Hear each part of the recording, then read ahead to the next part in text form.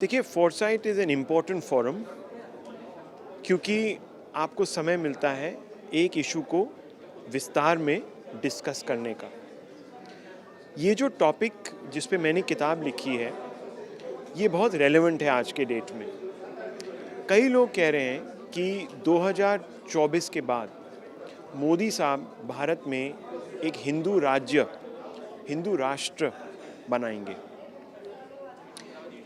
ये सवाल पूछा जा रहा है ऑपोजिशन से और उनका अलायंस का नाम है इंडिया, जिसमें जो आई है उसका मतलब है इंक्लूसिव। अब ये क्यों उन्होंने आई पर इतना स्ट्रेस दिया, इंक्लूसिव क्यों?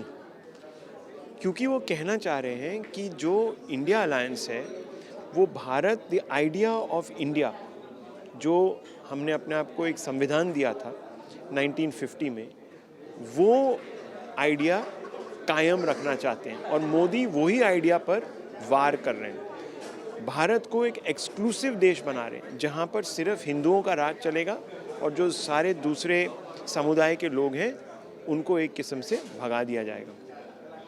तो सेंट्रल थीम इस इलेक्शन की यही बनते जा रही है। अब आपने सुना कि ऑपोजिशन के जैसे लीडर्स हैं वो क्या कह रहे हैं कि अरे राम राज्य बन रहा है, राम का मंदिर बना रहे हैं, उस पर राजनीति चला रहे हैं, उसमें बीजेपी एक किस्म से हिंदुत्व एजेंडा फॉइस्ट कर रही है। तो ये सब जो थीम्स हैं इस किताब में हम इन्वेस्टिगेट करते हैं। देखिए, इसमें 4-5 इश्यूज हैं। सबसे पहले तो जो डेवलपमेंट मॉडल है मोदी साहब का, कई लोग कहते हैं कि वो डेवलपमेंट मॉडल जो है वो भारत के लिए काम नहीं कर रहा, यानी गरीबों के लिए वो काम नहीं कर रहा, वो सिर्फ बड़े बड़े इंडस्ट्रियलिस्ट के लिए काम कर रहा है, पूंजीपतियों को और रिच बना रहा है, वेल्थी बना रहा है। तो क्या ये सही है?